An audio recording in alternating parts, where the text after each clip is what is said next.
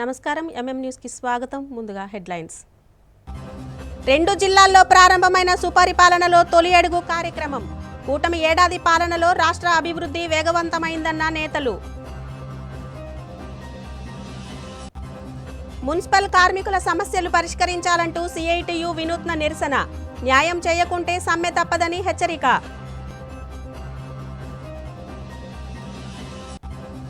విజయనగరం సర్వజన ఘోషాసుపత్రులను సందర్శించిన ST commission chairman.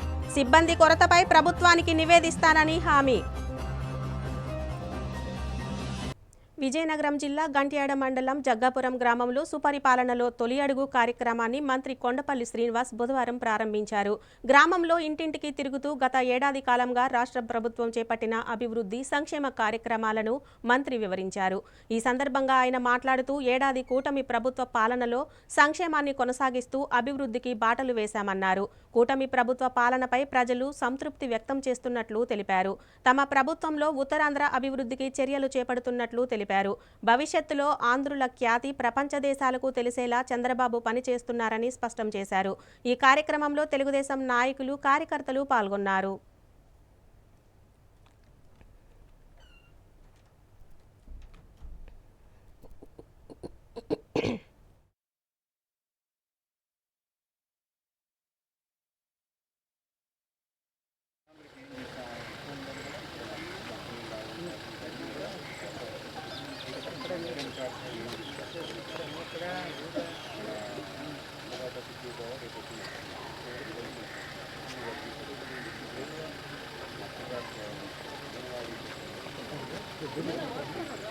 అన్నీ కూడా మనం చేసే అన్నీ కూడా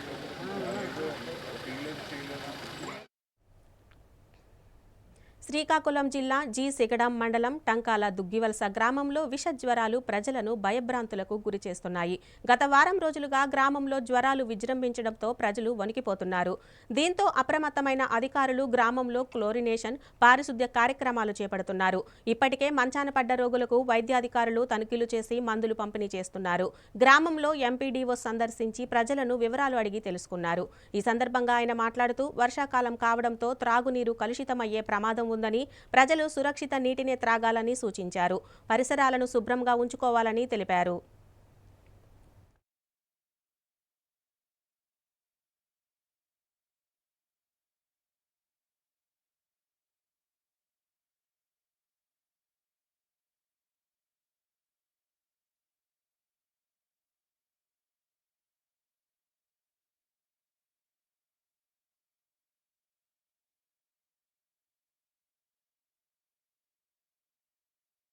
జీసిగడ మండలం టంకాల దుగ్గవలస గ్రామంలో గత 2 రోజుల నుంచి జ్వరాలు వస్తున్నట్లు విషయం తెలిసింది.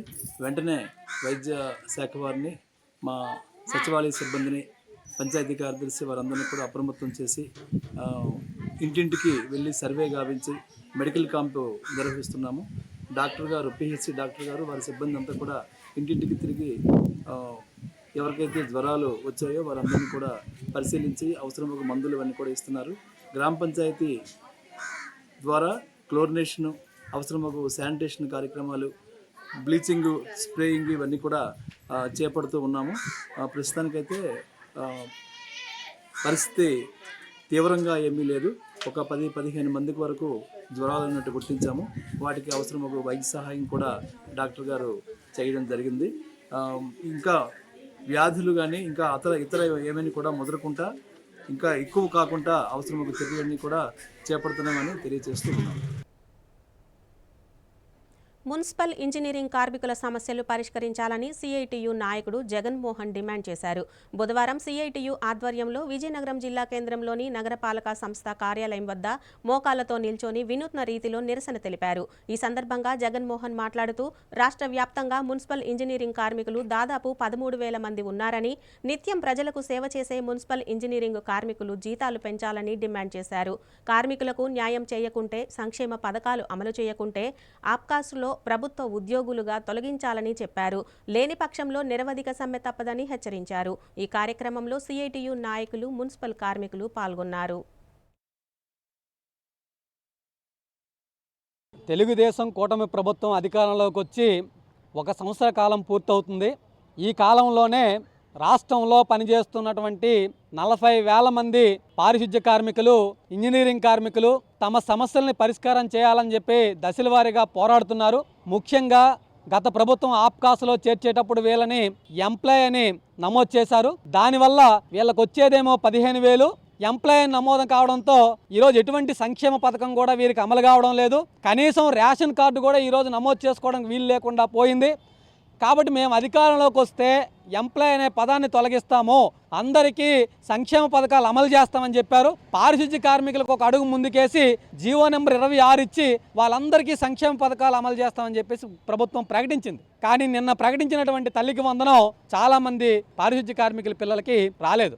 ఇంజనీరింగ్ కార్మికులకి అసలు అర్హత లేకుండా పోయింది. కాబట్టి ప్రభుత్వం వెంటనే స్పందించి మొత్తం సంక్షేమ పథకాలన్నింటినీ అమలు చేసే విధంగా చర్యలు తీసుకోవాలని చెప్పేసి డిమాండ్ చేస్తున్నాం. రెండో వైపున 17 రోజులు సమ్మె జరిగితే ఆ సమ్మె సందర్భంగా ప్రభుత్వంతో కొన్ని ఒప్పందాలు జరిగాయి. ఈ ప్రభుత్వం వచ్చిన తర్వాత అసలు ఆ ఒప్పందాలన్నింటినీ బుట్టదాఖలు చేసేసి వాటిని పక్కన పెట్టేసింది. ఈరోజు ఇంజనీరింగ్ కార్మికులకి తీవ్రమైనటువంటి అన్యాయం గత 2 PRCలో జరిగింది. కాబట్టి ఇంజనీరింగ్ కార్మికులకి పారిశుద్ధ్య కార్మికులతో సమానంగా బేసిక్ వేతనం 21,000, టెక్నికల్ వేతనం 24,500 అడుగుతున్నాం. ఇది గొంతెమ్మ కోరిక కాదు. ఈరోజు ధరల్లో కనీసం బ్రతకడానికి కష్టంగా ఉంది. ఇంటద్దెలు, కరెంటు బిల్లులు, ఇతరత్ర ఫీజులన్నీ పెరిగిన నేపథ్యంలో కనీసం ఇది చెల్లించకపోతే వాళ్ళ కుటుంబాలు జీవనం సాగించలేరని చెప్పేసి మేము రాష్ట్ర ప్రభుత్వాన్ని పదే అడుగుతుంటే చర్చిస్తున్నాం అని చెప్పి కాలయాపన చేస్తున్నారు తప్ప చేయడం లేదు. ఇప్పటికే చాలా మున్సిపాలిటీలు సమ్మెలోకి వెళ్ళాయి. ప్రభుత్వం వెంటనే స్పందించి జీతభత్యాల మీద సరైన నిర్ణయం చేయకపోతే రాష్ట్రం అంతా కలిసి మూకుమ్మడిగా సమ్మెలోకి వెళ్తామని చెప్పి సందర్భంగా హెచ్చరిస్తున్నాం. దానికి ప్రారంభ సూచికగానే రేపు జూలై 9వ తారీఖున దేశవ్యాప్త సమ్మెలో మేము ఒక్కరోజు సమ్మెలో మొత్తంగా పాల్గొంటున్నాం.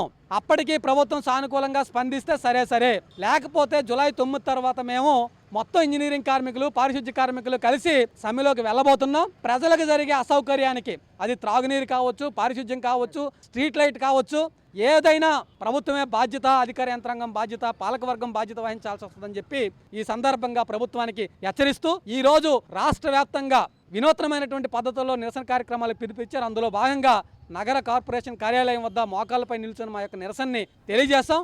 ఈ నిరసన దశల వారీగా కొనసాగుద్దని చెప్పి సందర్భంగా హెచ్చరిస్తున్నాం.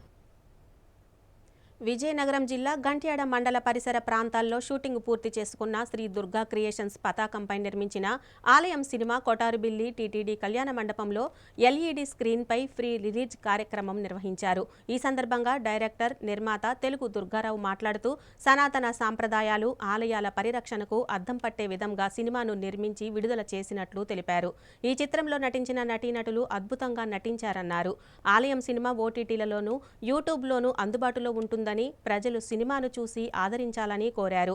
ఈ కార్యక్రమంలో జనసేన నాయకులు ఆదాడ మోహన్ రావు, లోగిస రామకృష్ణ, డాక్టర్ అచ్చెంనాయుడు, నాట్య మండలి కళాకారుల సంఘం అధ్యక్షుడు రెడ్డి తదితరులు పాల్గొన్నారు.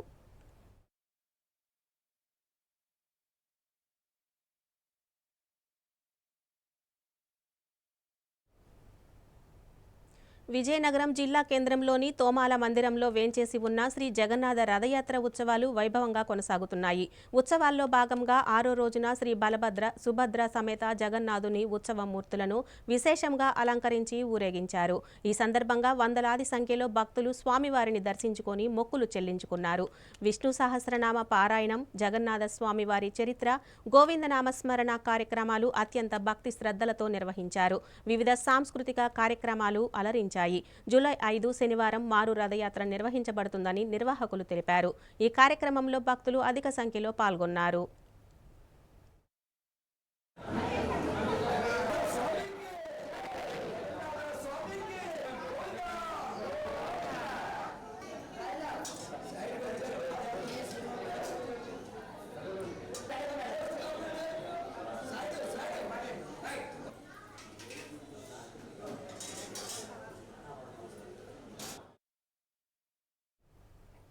సుపరిపాలనలో తొలి అడుగు ఇంటింటికి తెలుగుదేశం కార్యక్రమం కోసం గ్రామానికి వచ్చిన ఎమ్మెల్యే బోనెల విజయ్ చంద్రకు పార్వతీపురం మండలం బంటువాని వలస గ్రామ ప్రజలు ఘన స్వాగతం పలికారు. టీడీపీ నాయకులు కార్యకర్తలతో కలిసి గ్రామంలో ఇంటింటికి తిరిగిన ఎమ్మెల్యే విజయ్ చంద్ర గత ఏడాది కాలంగా తెలుగుదేశం ప్రభుత్వం అమలు చేసిన సంక్షేమ పథకాలు, చేసిన అభివృద్ధి కార్యక్రమాలను వివరించారు. ఎమ్మెల్యే కార్యక్రమంలో బంటువాని వలస ప్రజలందరూ ఉత్సాహంగా పాల్గొని సంఘీభావం పలకడంతో ఆయన హర్షం వ్యక్తం చేశారు.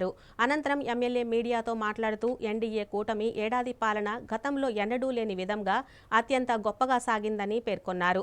తెల్లవారుజామునే ఇంటింటికి పెన్షన్ పంపిణీ చేసే తమకు తామే సాటిగా ప్రభుత్వం నిలిచిందన్నారు. ప్రతి నెల 1వ తేదీన అందరికీ పెన్షన్లు, ఉద్యోగులకు జీతాలు ఇస్తున్న ఏకైక రాష్ట్ర ఆంధ్రప్రదేశ్ మాత్రమేనని స్పష్టం చేశారు. అమరావతి, పోలవరం పూర్తి చేసి రాష్ట్రాన్ని సస్యశ్యామలం చేస్తున్నామని తెలియజేశారు. ఈ కార్యక్రమంలో టీడీపీ నాయకులు, కార్యకర్తలు పాల్గొన్నారు.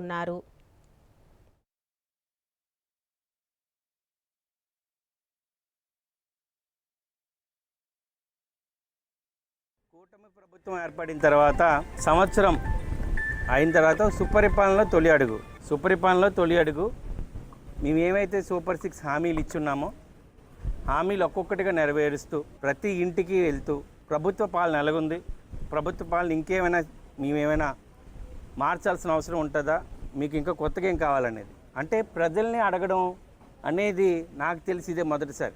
ప్రజల అభిప్రాయ సేకరణ ఇది. సంవత్సరంలో మా పాలన ఎలాగుందని మేమే ఫీడ్బ్యాక్ ఇవ్వడం జరుగుతుంది. అంటే మా పాలనని ప్రజలు ఎలా స్వీకరిస్తున్నారు, ఎంత బాగుందని అడగడం జరుగుతుంది. అలాగే సూపర్ 6లో ఇచ్చిన తల్లికి వందనం కానీ, అలాగే హెల్త్ విషయంలో ఆరోగ్యశ్రీలో తీసుకొచ్చిన మార్పులు కానీ, విద్యా వ్యవస్థలో తీసుకొచ్చిన మార్పులు కానీ, రేపు రైతులకు ఇచ్చే డబ్బుల విషయంలో కానీ, దీపం పథకం ఇవ్వడం జరిగింది. ఇప్పుడు జరిగిన డెవలప్మెంట్ ఎన్ఆర్జీస్లో చేసిన రోడ్ల గురించి కానీ, సీసీ రోడ్ల గురించి కానీ, డ్రైనేజ్ వ్యవస్థల గురించి కానీ ప్రతి విషయానికి క్షుణ్ణంగా వాళ్ళు అడగడం జరుగుతుంది. వాళ్ళ నుంచే ఫీడ్బ్యాక్ తీసుకోవడం జరుగుతుంది. సో ఇది ఎలక్షన్ టైం కూడా కాదు. మామూలుగా జనరల్గా పార్టీలు ఏం చేస్తే ఏదైనా పార్టీ ఉంటే ఎలక్షన్ టైం కాకపోయినా కానీ ప్రజలకు అందుబాటులో ఉంటుంది. ఒక మంచి ప్రభుత్వాన్ని ఎన్నుకున్నారు. ఆ నమ్మకాన్ని నిలబెట్టుకోవాలనే ఉద్దేశంతోనే రాష్ట్రం మొత్తం ప్రతి నియోజకవర్గంలో ప్రతి ఒక్క కార్యకర్త, కూటమి నేతలు ఎవరైతే ఉన్నారో తెలుగుదేశం, జనసేన, బీజేపీ ముగ్గురు కూడా వెళ్ళి కార్యకర్తలతో ప్రశాంతంగా మాట్లాడి రోజుకు 30 ఇళ్ళు, మ్యాక్సిమం 50 ఇళ్ళు రాష్ట్రంలో ఉన్న ప్రతి బూతుల్లో కూడా ఈరోజు ప్రజల అభిప్రాయ సేకరణ జరుగుతుంది. దీన్ని ముఖ్యమంత్రి గారు ఒక హోల్గా యావరేజ్ తీసుకొని ప్రజలు ఎక్కువగా ఏం కోరుకుంటున్నారో దానికి తగ్గట్టుగానే ఒకవైపు డెవలప్మెంట్ చేస్తూనే ఉన్నాం, ఒకవైపు వెల్ఫేర్ ఇస్తూనే ఉన్నాం. ఇంకా ఎక్కడైనా ప్రజలకు ఇంకేమైనా కావాలా, వాళ్ళకి ఏమైనా మార్పులు అవసరమా అనే ఉద్దేశంతోనే ఈ కార్యక్రమాన్ని చేసిన పనిని కూడా చెప్పుకునే అవసరం ఉంది. ఏమీ చేసుకోలేని వైసీపీ వాళ్ళు చాలా అంటే ప్రగల్భాలు పలికారు. కానీ అసాధ్యం అనుకుని ఈ సంవత్సరంలో చాలా సుసాధ్య కార్యక్రమాలు చేసాం. ఇరిగేషన్లో వర్కులు చేసాం, R&Bలో వర్కులు చేసాం, రోడ్లకు ప్యాచ్ హోల్స్ లేకుండా మంచి రోడ్లు తయారు చేసాం. ఒకప్పుడు ఈ చూస్తుంటే ఇప్పుడు చూస్తున్నందుకు ప్రజల్లో చాలా మార్పు ఉంది. వాళ్ళతో మాట్లాడుతున్నప్పుడు వాళ్ళు చాలా హర్షాన్ని వ్యక్తం చేస్తున్నారు. ప్రభుత్వంలో మార్పును చూసాం. మాలో ఒక స్వేచ్ఛ హక్కు ఉంది. ఇంతకుముందు మాట్లాడాలంటే భయం వేసేది. ఎవరు వచ్చి ఇంటికి కొడతారో తెలియదు, ఎప్పుడు జైలు వేసుకెళ్తారో తెలియదు. స్వేచ్ఛ హక్కు ఉంది. మాకు కావాల్సిన ప్రతి పథకాలు అందుతున్నాయి. అందుతున్న పథకాలే కాకుండా తీసుకుంటున్న వాటిపైన ఒక అవగాహన నాయకులు వచ్చి మాతో ముందుంటున్నారనే విషయాన్ని నిర్మోహమాటంగా స్పష్టంగా ప్రజలందరూ చెప్తున్నారు. ఇది కూటమి ప్రభుత్వం యొక్క అభివృద్ధికి మేము ఇచ్చిన పాలనకి నిదర్శనం అని తెలియజేస్తున్నాం. సో ఈ కార్యక్రమాన్ని నియోజకవర్గంలో ఉన్న ప్రతి ఇంటికి వెళ్తాం. ప్రతి బూత్లో కూడా ప్రతి బూత్కి కూడా ప్రతి ఇల్లుని కవర్ చేసి ఇంతవరకు ప్రభుత్వం ఏం చేసింది, రాబోయే కాలంలో ఏం చేయబోతుంది, మీ పిల్లలకి, మీకు, మీ చదువుకుంటున్న పిల్లలకి ప్రతి ఒక్కరికి ఏం చేస్తామనేది ఇంటిలో ఉన్న ప్రతి ముసలి వాళ్ళకి, అలాగే పిల్లలకి, మహిళలకి, అలాగే ఉన్న యువకులకు కూడా ప్రతి ఒక్క కేటగిరీకి కూడా ఏం చేయగలుగుతా అనే విషయాన్ని స్పష్టంగా ప్రతి ఇంటికి తెలియజేయాలనే ఉద్దేశంతోనే ఈ సుపరిపాలన తొలి అడుగులో ముఖ్య ఉద్దేశం అని అందరికీ తెలియజేస్తున్నాను.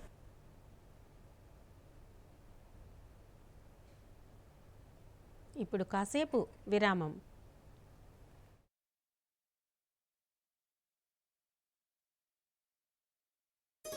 సా స స సరి గరి గమ పని సా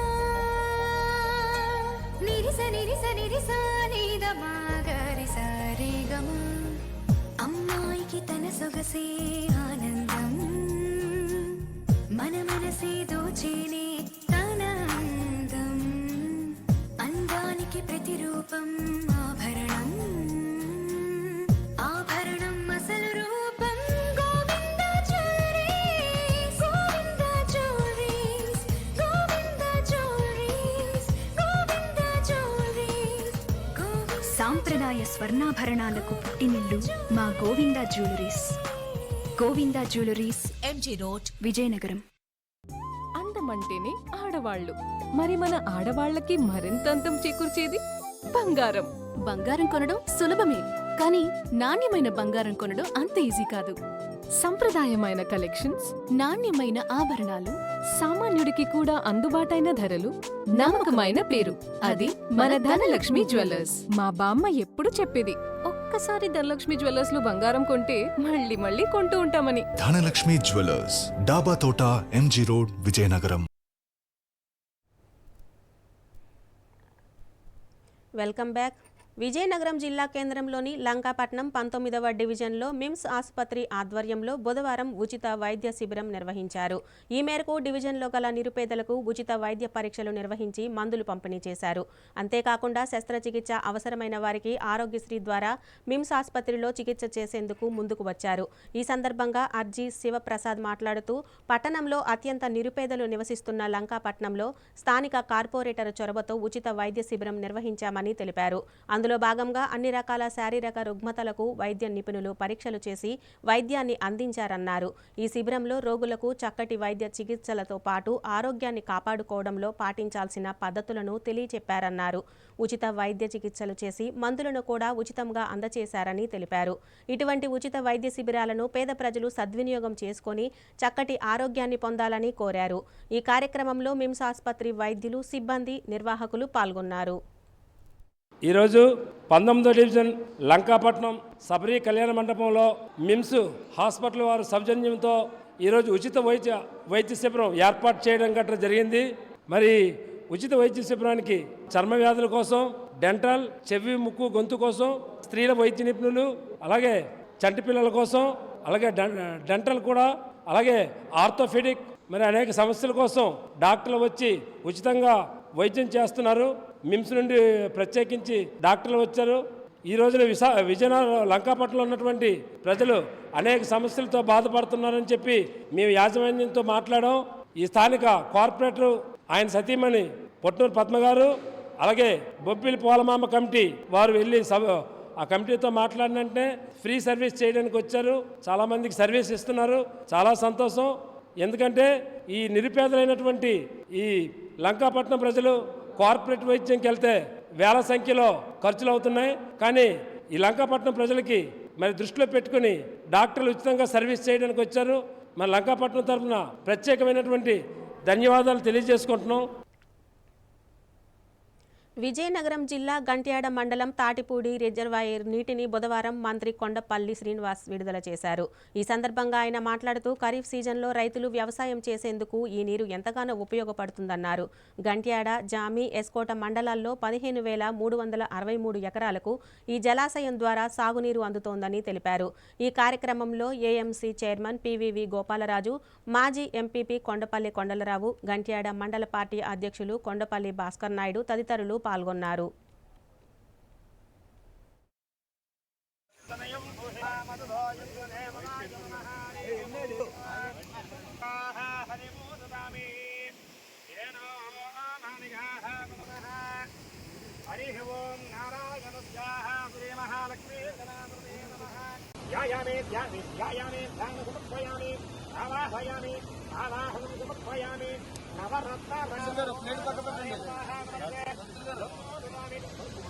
ఓం గణేశాయ నమః, ఓం సుముఖాయ నమః, ఓం ఏకదంతాయ నమః.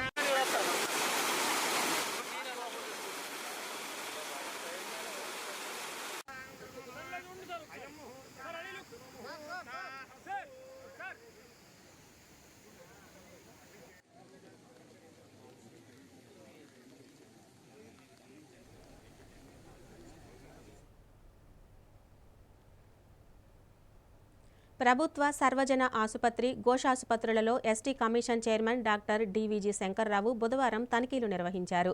ముందుగా ప్రభుత్వ సర్వజన ఆసుపత్రికి చేరుకొని ఆసుపత్రిలో అన్ని విభాగాలను తనిఖీ చేశారు. రోగులతో మాట్లాడి ఆసుపత్రిలో అందిస్తున్న వైద్య సేవలు, భోజన నాణ్యత, ఇతర సమస్యలను అడిగి తెలుసుకున్నారు. అనంతరం ఘోషాసుపత్రిని సందర్శించి ఆసుపత్రిలోని ప్రసూతి విభాగం, పిల్లల వార్డు, ఐసీయూ, చిన్నారులకు పోషకాహారం అందించే వార్డులను తనిఖీ చేశారు. ఈ సందర్భంగా ఆయన మాట్లాడుతూ ప్రభుత్వ ఆసుపత్రి బోధనాసుపత్రిగా మారిన తరువాత అనేక వైద్య సేవలు ప్రజలకు అందుబాటులోకి వచ్చాయని తెలిపారు. వైద్యులందరూ అందుబాటులో ఉన్నప్పటికీ పారామెడికల్, నర్సింగ్ సిబ్బంది తగినంత మంది లేకపోవడం వల్ల వైద్య సేవలు అందించడంలో ఇబ్బందులు తలెత్తుతున్నట్లు గమనించారన్నారు.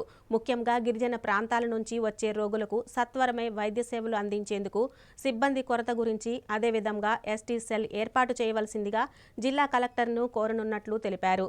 ఈ కార్యక్రమంలో జిల్లా వైద్య ఆరోగ్య శాఖాధికారి డాక్టర్ ఎస్ అప్పలనాయుడు, ప్రసూతి ఆసుపత్రి సూపరింటెండెంట్ డాక్టర్ అరుణ శుభశ్రీ, డీసీహెచ్ఎస్ డాక్టర్ పద్మశ్రీ రాణి, ఇతర వైద్యులు పాల్గొన్నారు.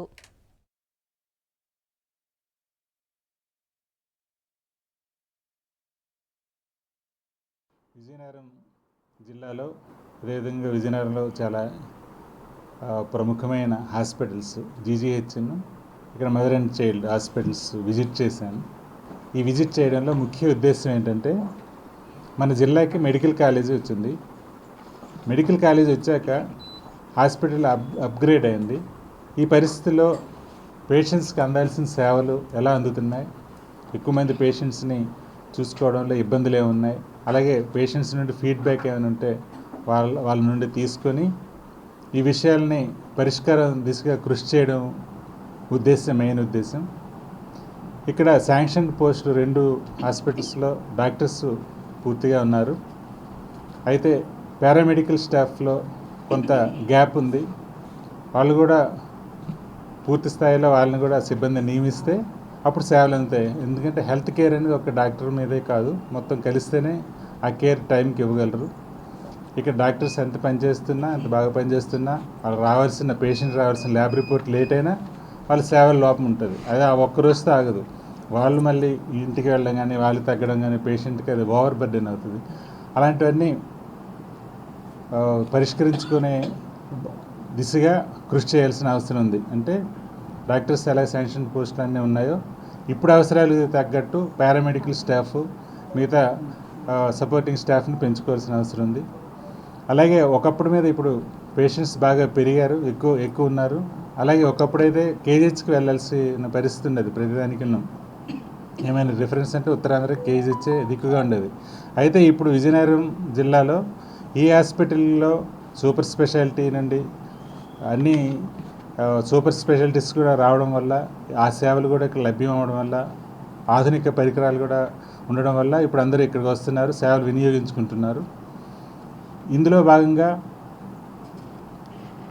ఓవర్ బర్డెన్డ్గా హాస్పిటల్స్ ఉండకూడదంటే ఇంక కొన్ని చర్యలు తీసుకోవాల్సిన అవసరం ఉంది. అందులో ముఖ్యంగా ఏంటంటే, ఈరోజు చూసా ఇక్కడ ఈ హాస్పిటల్లో, ఘోష ఆసుపత్రిలో చూసుకుంటే పీడియాట్రిక్స్ వార్డు, అలాగే ఓపీ అన్నీ ఈరోజు చూస్తే తెలిసింది ఏంటంటే, ఎక్కువ మంది పేషెంట్స్ రిఫరల్గా వస్తున్నారు ఇక్కడికి. పార్వతీపురం నుండి 3 పేషెంట్స్ ఉంటే 3 పార్వతీపురం నుండే ఉన్నారు.